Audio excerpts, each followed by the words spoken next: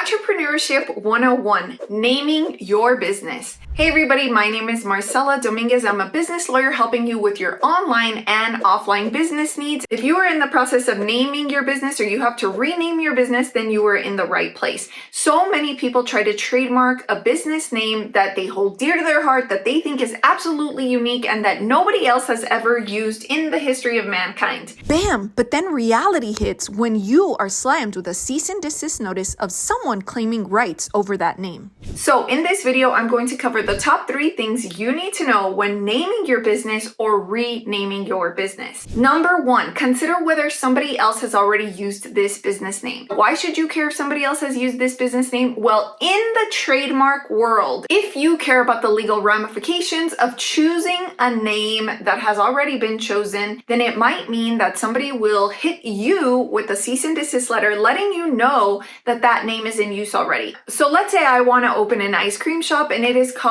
Doo-Doo Ice Cream. If I open Doo-Doo Ice Cream and I'm thinking, oh, that's so unique, who would ever name their ice cream shop and include the name Doo-Doo? Well, lo and behold, somebody else in Alabama has named their ice cream Doo-Doo Ice Cream. And they've already registered it, but I haven't bothered to do my due diligence because I am behaving like many of you do, where you think that your name is absolutely unique. There's no way that anybody else has ever registered it or used it before. So you just completely ignore the fact that you should at least do some research on Google as to whether somebody else is using this name or not. So a quick Google search most of the time, not all of the time, will tell you that, hey, you know, there's this shop in Florida or there's this shop in New York that's also using the name Doo-Doo Ice Cream. Then at that point, you can ask yourself about tip number 2. So in tip number 2, what do you do if you discover that somebody else is in fact using that name and they appear to be a small business? Maybe they're very niche and they only operate in one small corner of a particular city. What do? Do you move forward using Doo-Doo Ice Cream or do you change it? If you find yourself in that situation, then you definitely need to ask yourself, am I going to take the chance that someone else will send me a cease and desist letter because that name already exists somewhere? Is that business owner in Florida? Is that business owner in New York, in California, in wherever it is? Are they going to care about me because we're in very opposite corners of the US? Should I take that chance? Do I want to take that chance? And what's at risk if I do take that chance? I want you to really take into account whether you want to go through the grief, the agony in moving forward with a name that someone else is using, and they could potentially send you a cease and desist, or you could receive a phone call from a lawyer saying, hey, my client is already using this name, you need to stop using it. What is that going to cost you, and what is that going to mean for you? If you're willing to take that risk, perhaps you should ask yourself, how much time have I invested in coming up with this name? How much money am I going to invest in branding, marketing, sales, and getting the name out? Because I'm going to have to change it down the road in case I receive a cease and desist. Is it safe to move forward with the assumption that that person might never know I exist? Or should I move forward with certainty that my name will be okay forever and for years to come? Again, is your time and money at risk of being wasted? Number 3, the legal consequences of using a name that is already in use. Do you have anything to lose? Well, as I mentioned in number 2, in some way, shape, or form, you will receive communication from an attorney. You could receive communication from the business owner themselves, letting you know, hey, hands off, I've been using it. So then what do? Most of the time, that's when I receive a call saying, hey, Marcella, what do I do in this situation? Do I stop using it? Do I continue to use it? What if they don't have a registered trademark, but they have been using it? What if they do have a registered trademark and they're continuing to use it? Does that make a difference? So all of these questions are extremely important, but do you want to take the chance on using a name that could potentially be in use? You want to make sure that you take steps 1 through 3 into consideration before choosing your business name. When you're bootstrapping it as a brand new entrepreneur, you don't really have a lot of money or time to waste. Time is money. So if you have to end up naming your business twice, then you might kick yourself because you might have wished that you just did it right the first time. I repeat, do you want to name your business twice? So I am outlining the considerations for you to make prior to finalizing your decision on a business name. So if this is resonating for you, then tell me in the comments below, yeah, Marcella, you're probably right. I probably should at the very least do a Google search, right? Let's go through a few scenarios. Let's say you opened Doo-Doo Ice Cream, and then here I come and open Doo-Doo Ice Cream after you. Are you going to be upset that I opened Doo-Doo Ice Cream? Let's say you're using it in North Carolina, and I'm in Texas. Are you going to care that I'm using Doo-Doo Ice Cream in Texas, and you're using it in North Carolina only? Let's say you ship your ice cream all over the US. Are you then going to care that I'm still using Doo-Doo Ice Cream in Texas? Well, let me just tell you that if you were the first one to use Doo-Doo Ice Cream, then you would have some kind of leverage against me. You would be a common law rights holder if you don't have a registered trademark, so you would have some rights against me. And if you want to know more about common law rights, people who don't have registered trademarks, watch that video right there. But if you did have a registered trademark, then you're going to be able to leverage even more rights against me and potentially put a stop to me. But the decision as to whether or not you want to contact me and let me know that I need to cut it out is totally going to rest in the hands of that North Carolina business owner. Might really care, and they might really want to wipe me off the face of the ice cream world. There are other business owners that might not care, but you don't know that until you're in that situation. So do you want to take that chance? Think about it, because I know that it might be difficult, especially for those of you who already have your heart and your mind set on a particular name, because maybe you didn't know all of this. So what do you do? Think about whether it's worth it for you. Go do some research, run to Google, think about what you want to do. And if you have any questions and you just want to speak to somebody who is more well-versed in this subject, scroll down into the description. My information is there. I'd be more than happy to chat with you about the issue. I just want to make sure that you start off on a sound foot, because like I said, time and money is so important when you're a new entrepreneur, when you're starting your entrepreneurship journey, and choosing a business name is very important. So scroll down into the description, give me a thumbs up if this video is helpful. Don't forget to catch that video right there. It's a great follow-up to this one.